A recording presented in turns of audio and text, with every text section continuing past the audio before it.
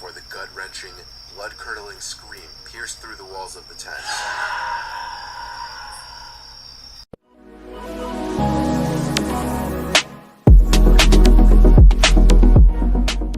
What is going on, everyone?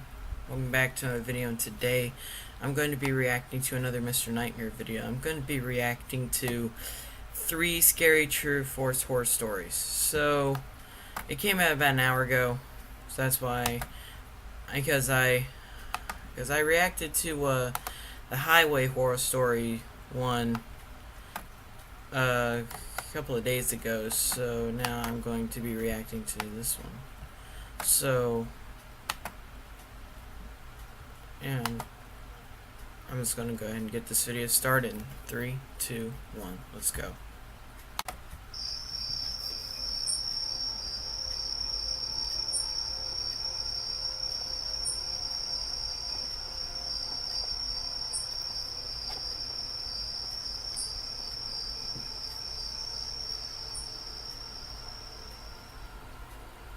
Every so often when we were little, our parents would go away for a weekend while our Uncle Ron would watch us. Our Uncle Ron has been single his whole life, but he always loved kids, so he always happily did it. One Friday night, the same night our parents left town, we were all watching Titanic during a monster snowstorm. Me, my 2 brothers, my older sister, and our Uncle Ron. I remember certain parts of this night so vividly, but other parts I just draw blanks.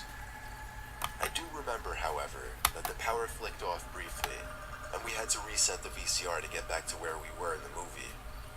Shortly after that, our Uncle Ron was fast asleep.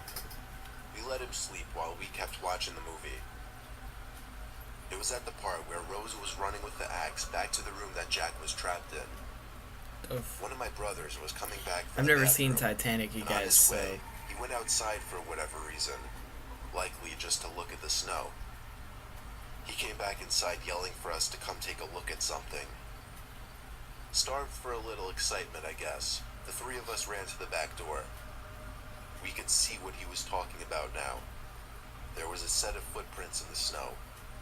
It led from the back door, then to the window, and then back in the direction of the yard and woods. To make the matter even more eerie, he said he heard the back doorknob turn. Our sister, even though she was the oldest by 3 years, ran inside freaking out. My brothers and I, on the other hand, were kind of excited by it and wanted to follow the footprints. boy, Our sister was threatening to wake up our Uncle Ron as she saw us putting our coats and boots on. But I convinced her it'd be fine and we weren't going too far, and that we'd be together.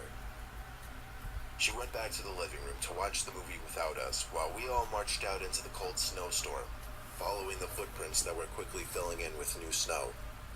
The footprints led to the woods in the backyard. The deeper into the woods we got, the deeper the footprints were.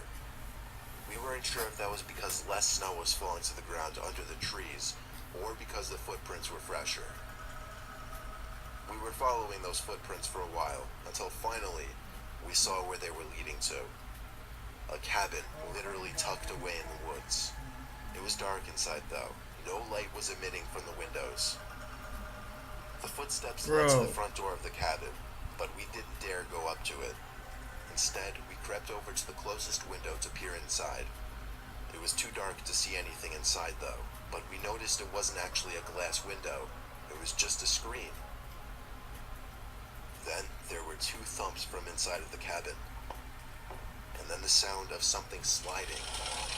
We didn't see what caused the sound though. Suddenly one of my brothers screamed and pointed behind us. We turned to see a head poking out from another window of the cabin, but it was so dark all we could see was blackness, no features. Then the head disappeared from view as we heard rapid thumping sounds inside the cabin, and then the front door to the cabin burst open. We all screamed and ran for our dear lives back in the direction of the house, following the footprints. I don't think we were actually chased though. The next day we tried taking our Uncle Ron on a hike to that cabin, but we couldn't for the lives of us find it. The creepiest thing to this day, we still live in the same house, and after all these years, we still never came across that cabin again. dang. In fact, we can't even find it on maps or Google Earth. If it weren't for the fact that I was with my two brothers, I would question if this ever even happened. Either it was just their imagination, like they were dreaming, or My it friends, got who I'll someone refer tore to it as down S and to, J, to came hide along with me evidence on or a little whatever. camping trip near Blue Mountain National Park. We set up camp near a small pond just because it seemed like the coolest place to chill. The point of this whole trip was mainly just to get out, drink a bunch of beers with friends, and chill. I cracked open my second Budweiser, laughing it up with S and J, talking about some of our other friends, with music playing in the background, overall just having a good time. Then, however, I saw S reach over for the speaker and turn it down all the way, and then shushed us and pointed out to the pond. S whispered, "Do you guys see that?" Jay and I looked out to the pond. The campfire had a glow that partially reflected on the pond water, but even yet, I couldn't see what he was pointing at. S whispered, "There's something in the water." I went into the tent to get the flashlight from my bag. When I came out, S said don't, but I turned it on anyway and aimed it at the pond. The light didn't reveal anything or anyone, but we did all hear the sound of water being pushed, as if someone or something were walking in it. I turned out the light just because I was freaked out and looked at my two friends, who were both wearing cringing faces. I told S to shut off the speakers completely now. We all sat in our chairs, not really saying much anymore, just listening to the surroundings. About an hour passed, and within that time, nothing happened. So we grew more comfortable again, and things went back to normal. Eventually, I went to my tent, and S and J went to the tent that they'd be sharing, and we all went to sleep.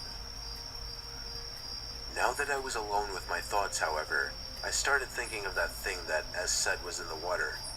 He never actually described what it looked like, if it was an animal or a person. My sense of hearing was heightened as I was in a state of alert, and because of that, I heard something from the woods. I sat up, since that always seems to help with concentration. I needed to hear one more sound before I could confirm something wasn't right. There was the sound again, much closer now, and I was able to confirm it was a foot hitting the ground. Whether it was a person's foot or an animal's foot was still unclear, however. I heard another footstep, this time much closer. It was clear someone or something was sneaking around our campsite. There was one final footstep. It was really close to the tent. I started texting S, but I was only able to type out the words, "There's something," before the gut-wrenching, blood-curdling scream pierced through the walls of the tent. I couldn't tell if it was the scream of a man or a woman. It's hard to explain, but it was deep enough where it could be a man, but not so deep to the point that it couldn't be a woman. The scream lasted about 5 seconds. Then there was silence. I didn't know if I should get out, call for my friends, or stay silent. I texted S, "Dude, we have to run." He responded, "What was that?" I didn't answer right away. Instead, I tried to think of what we could do. But pretty soon, S texted me again, saying the coast is clear, run for the car. I grabbed the keys from my bag, opened the zipper to the tent, and sprinted to the car, which luckily was only about 30 seconds away.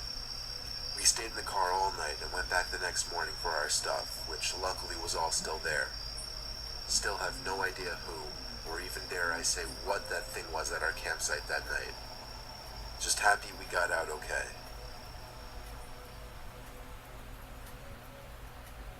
Damn.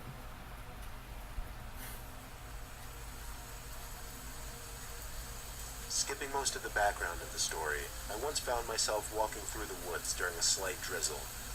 All I had on me was my backpack with a spare pair of pants, a flashlight, a tripod and camera, and some granola bars. I'm a photographer and video editor, and I was recording footage of a forest during rain, a river during rain, and snagging some pictures as well. Long story short, I found myself lost trying to find my car. It was the worst day of my life. I was panicking, stressed, screaming to myself in anger, just wanting to find the car. I'd say an hour after getting lost, I started to pick up on noises around me. I don't mean multiple noises at once. I mean at times I'd hear the same noise, just on different sides of me. The noise was footsteps, undeniably. I was starting to panic that I was being hunted by a bear. That was only at first, though. I slowed down to quiet my own, more likely hear where the other footsteps were. And when I did, I turned my head as quickly as possible in that direction. I saw half a person's body jumping behind a tree. Instead of calling out something or confronting them, I did what I still think was the smart thing. I walked away fast, playing it off like I didn't see him. It was starting to get darker every minute now, and the rain was still coming down lightly, but my heart was racing faster than ever. I checked my phone every 10 seconds and finally got one bar. I stopped walking, wiped the screen of rainwater, and opened maps first thing to find the nearest road, which was very close. I let out a sigh of relief, only to hear footsteps closing in on me from behind. I turned and spotted the person again. It was a man, and I know that in of itself doesn't sound so disturbing, just really sketchy, but I'm telling you, the sight was horrifying. I could only see the man briefly before he jumped behind a tree once again as if he thought I couldn't see him. But he looked huge. Really tall, average build, maybe a little overweight, jeans, and from what I could tell, a dark blue jacket with the hood up, half zipped down, exposing a white shirt underneath. He also had on glasses, but that's all I got of his face. He was hiding behind a tree maybe 15 feet away, and over the sound of millions of raindrops, all I heard was psst, psst. Now I ran. I didn't care anymore. I was borderline about to have a panic attack. I continued running when I found the road. I ran until I thought there was no chance of him catching up to me. Then I continued walking until I finally hitched a ride from a passing car, who took me back to where I was parked. I didn't bother mentioning what happened to the driver. I just told him I got lost is all. He went on his way as I got into my car and drove the half-hour trip back home, all the while reflecting on what just happened and my life. Damn.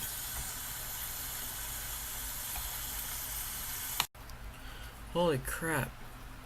Okay, guys. Alright, so thank you all very much for watching. Be sure to like, comment, and subscribe. Subscribe for more content, and I guess I'll see y'all later. Peace out.